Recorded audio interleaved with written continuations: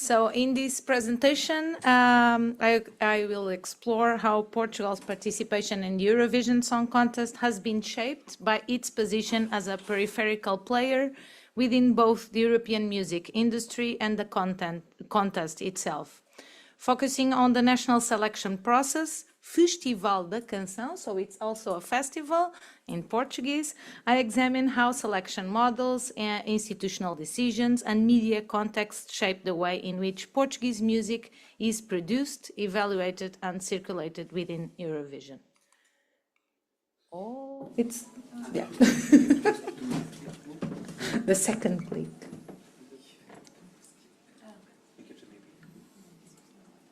Okay, yeah, thank you.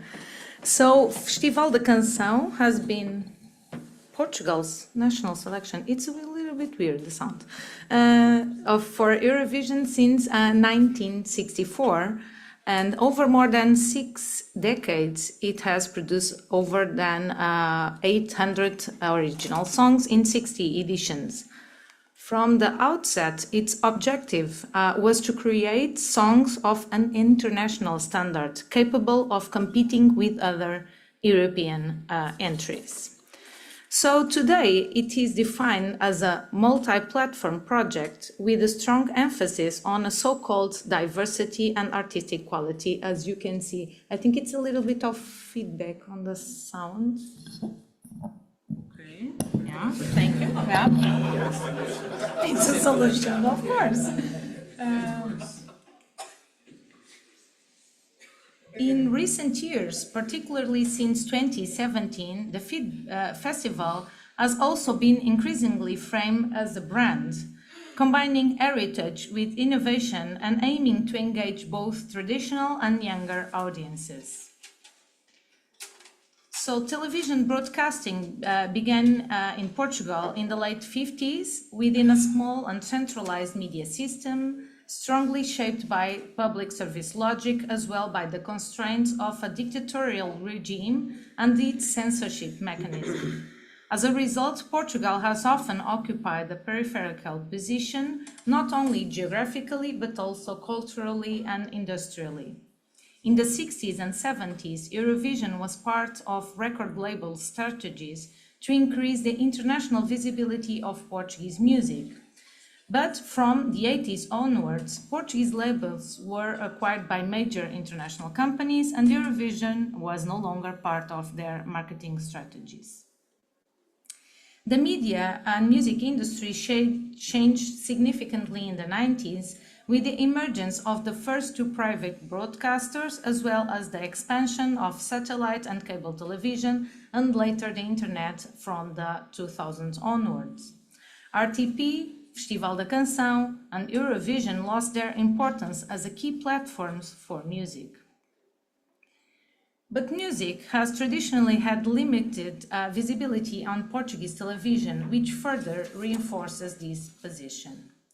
In fact, for many years, the music feature on the RTP programs, the public service programs, and on Festival da Canção did not correspond on what we would typically define as mainstream pop or rock. The festival was often criticized for being outdated, disconnected from both the Portuguese and international music scenes, and shaped by personal interests. Nowadays, there is very little airplay for original songs or original performances conceived for television formats, and the festival is the only occasion for this. This research is based on long-term fieldwork, archival research, and interviews with key participants combined with media and social media analysis.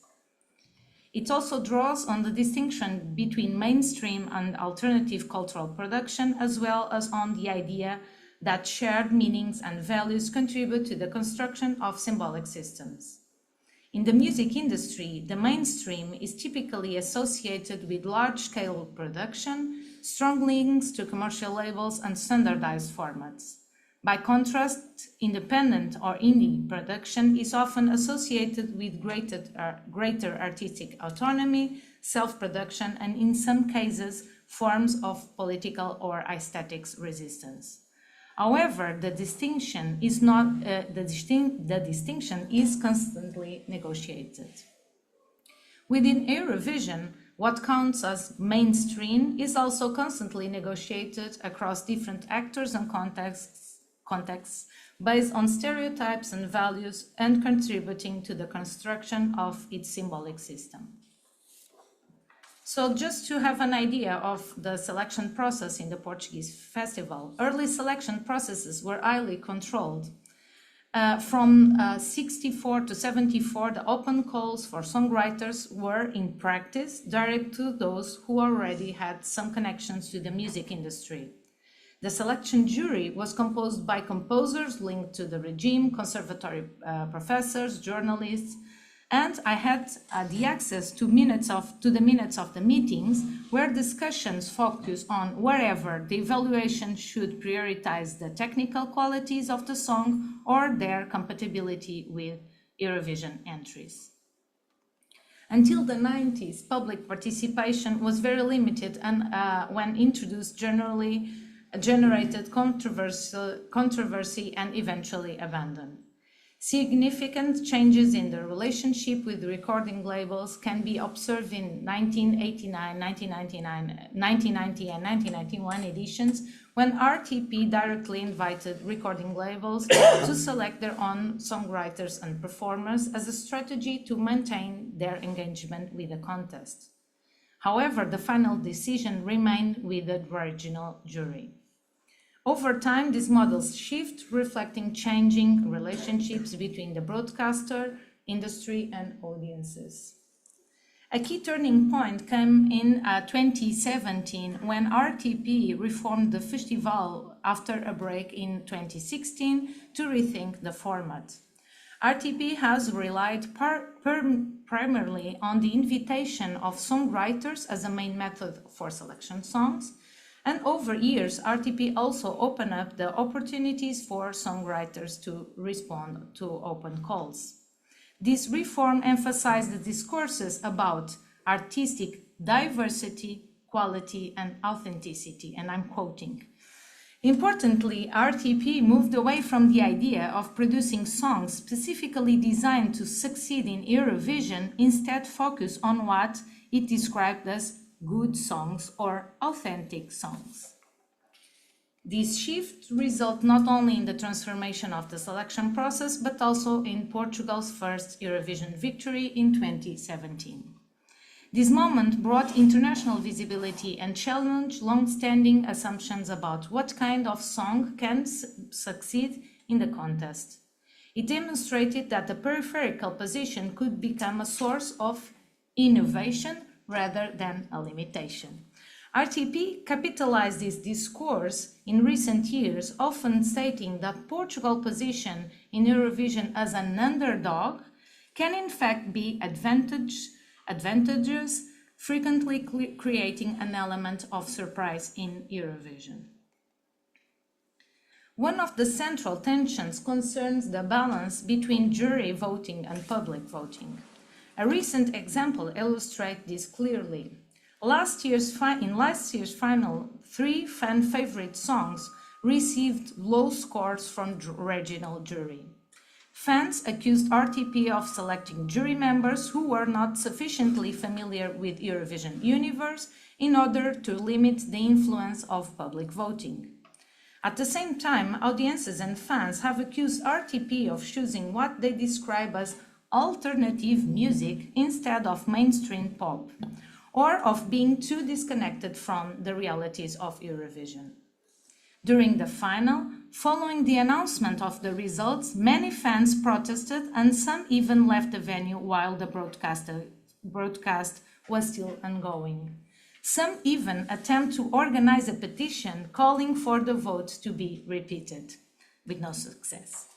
However, the winning song had already gained significant popularity on TikTok even before the final, and now is the most streamed Eurovision or the most streamed Eurovision entry of 2025 on Spotify. This case highlights how different forms of evaluation, institutional, professional, and emotional, can coexist and conflict. as Gonçalo Madail, the coordinator of Festival da Canção between 2017 and 2025, explained in an interview I conducted, RTP has the notion that public voting tends to be more emotional, influenced by a range of factors beyond the music itself, while jury voting is framed as more rational and tied to institutional responsibility. These dynamics raise broader questions about authority, taste, and legitimacy. Another key tension relates to visibility and promotion. In the past, songs were mainly disseminated after the festival, often leading to increased record sales and concert opportunities. Today, however, the circulation increasingly happens before the television event and mainly on social media. So RTP understands that it's important to release objects like this CD for fans and collectors, and this is a way negotiating with Universal Music and Sony Music companies to handle the author's rights. According to Madail, RTP main interest is not directly economic profit, but rather the amplification of the television event. Social media and streaming services such as Spotify also play a key role on shaping visibility and success. And last year, RTP developed a partnership with Spotify to amplify the Portuguese playlist. Also, RTP developed some strategies aligned to EBU strategy for the Eurovision to develop their own on the Portuguese national selection. So these developments show how success is increasingly measured through digital metrics such as streams and engagement.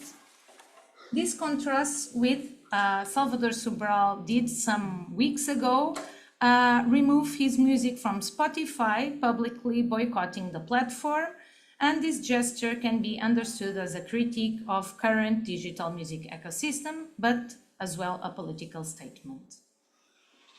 In the other hand, this year, Bandidos do Pomar are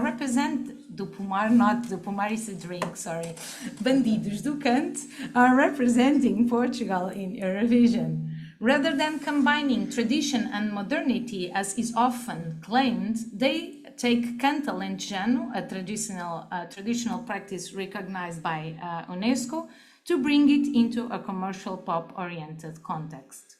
In January, before the festival, they released their first album with Virgin Universal Music, and they are also one of the only 5 acts out of 16 who said they would not boycott Eurovision. So, before the final, their song was already a fan favorite, possibly due to the growing popularity, the emotional connection to the musical tradition, or its potential to represent Portuguese identity, or even the decision to not boycott Eurovision. Who knows? So after winning, they claimed, "We are not doing politics, we are just singing." So, however, in social media, many voices pointed out that canto alentejano it's not merely a traditional form, but also historically grounded form of political and social contestation rooted in collective struggles. This example encapsulates how many of tensions discussed through this presentation and different understandings of music value. So I will pass this example to go to the conclusions. To conclude, the Portuguese case highlights Eurovision as a space shaped by tensions between different models of music production, evaluation, and circulation. Different actors are involved in decision-making: broadcasters, juries, artists, and audiences, each operating with different criteria, expectations, forms of authority, and logics, generating ongoing negotiation and conflict. Portugal's historical positions as an underdog as not only reflect structural limitations, but also enable alternative artistic and institutional strategies and discourses to emerge. In this context, RTP, the public service media in Portugal, operates at the crossroads. while it promotes diversity and authenticity, and in a certain distance from Eurovision, it simultaneously participates in a highly mediatized system governed by the same commercial and capitalist logics that underpins the contest. These tensions invite us to think Eurovision not as a fixed mainstream model, but as a dynamic and contest field, as we see in all presentations. So, can underdog positions truly challenge dominant narratives, or are they themselves part of the discourses that sustain them? So, thank you so much.